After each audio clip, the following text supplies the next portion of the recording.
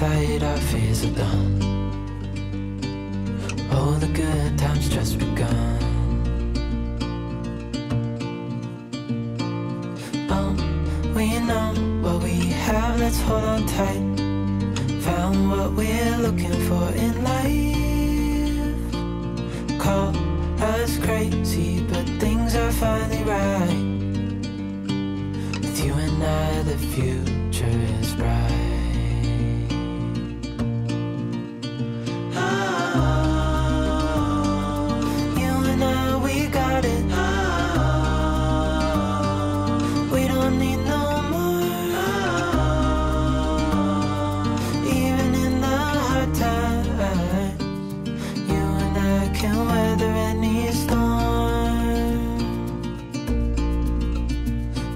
Sleep,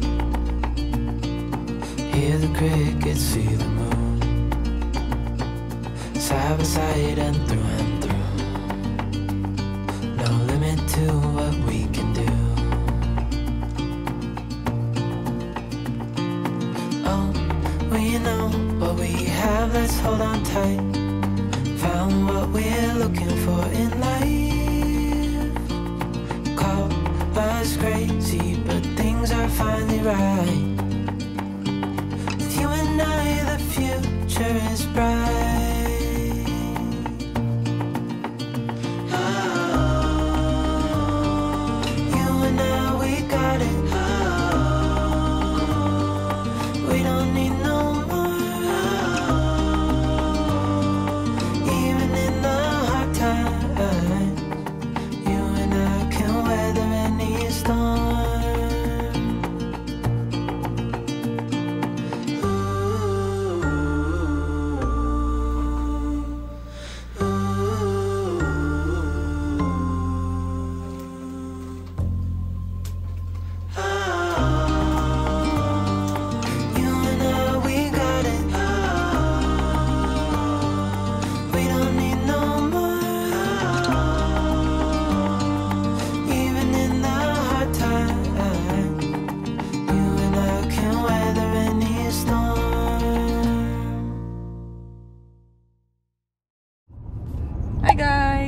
After 2 weeks, finally, susunduin na namin si Natalie sa NICU. For discharge na siya, finally. So, bakit nga ba nasa NICU si Natalie? So, diba, dun sa mga previous vlog ko, nung na-admit ako bago ako manganak, dahil sa blood pressure ko, kailangan ko mag-magnesium through IV. And yung IV nga na yun, nakakagroggy talaga. So, pati si Natalie, nung lumabas siya, naapektuhan din siya doon. Nag 2 weeks, kasi step by step daw yan eh. Originally, low weight nga si Natalie nung lumabas siya, pero eksaktong 37 weeks siya lumabas, diba? Nung na-induce ako.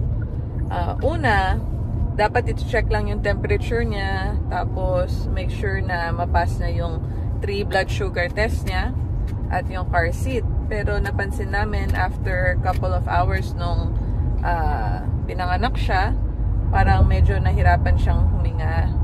So, nung napansin namin yon, dinala agad siya ng nurse sa NICU. So, yun nga, kinailangan nga siya ng konting oxygen support. So, probably 2 to 3 days lang naman siya naka-oxygen support. Tapos, meron siyang IV. Mataas din yung bilirubin level niya. Kinailangan niyang mag-bili lights or yung blue light na tinatawag. Couple of days din yun. Na ano naman siya eh. Kumbaga, step by step, isa-isang natanggal yung mga yun sa kanya. Hanggang sa ang finokus na lang ng doctor, ng nurses is ma-maintain niya yung temperature niya at 98 degrees. So, almost more than a week din siyang naka-warmer or naka-incubator to keep her body warm. Kasi nasa 97, 97.5 lagi yung temperature niya pag tinatanggal siya dun sa warmer or sa incubator. At hindi kasi maganda yon sa mga low weight na mga bata or babies tulad niya, dahil pag nilalamig siya, mas mag-burn yung katawan niya ng fats, magbababa yung blood sugar niya. Kaya very happy naman na natanggal siya nung Sunday sa incubator at hindi na bumababa ng 98 yung temperature niya. Hanggang sa feeding na lang yung finopos ng doctor and nurses at average 50 to 55 milliliters na yung naiinom niya. So, almost 2 ounces na. And, ayun nga, kahapon pa namin nalaman na pwede na nga siya umuwi today. Kaya, susundin na namin siya, finally. At, sabi lang ng doctor is to make sure na may pedia appointment siya agad-agad. So, bukas, naka-set up na yung appointment sa pedia niya, which is yung pedia din ni Emily. So excited. Pauwi na ang aming bunso. What do you think, Emily? Baby is coming home. Are you excited? Nasanay na siya ever since nung umuwi ako. Dito na ako sa harap umuupo. At wala naman siyang reklamo. Ayan. Very patient naman siya dyan sa kanyang upuan. Dyan naman yan si Natalie. Yung car seat niya nandun na sa hospital kasi kinailangan pa siyang ma-car seat test. Make sure na maging okay siya sa car seat.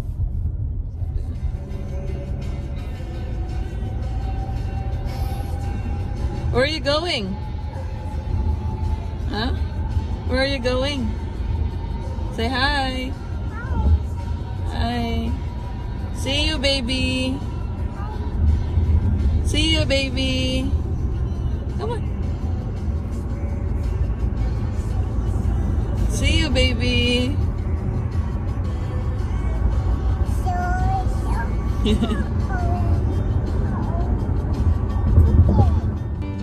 Oh, the good times just begun. Oh, we know what we have, let's hold on tight. Who's that, Ben?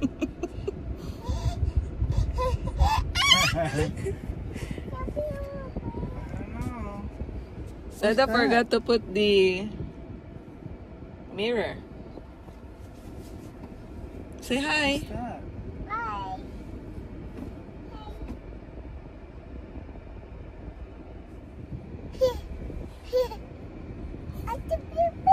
Yeah, it's a baby.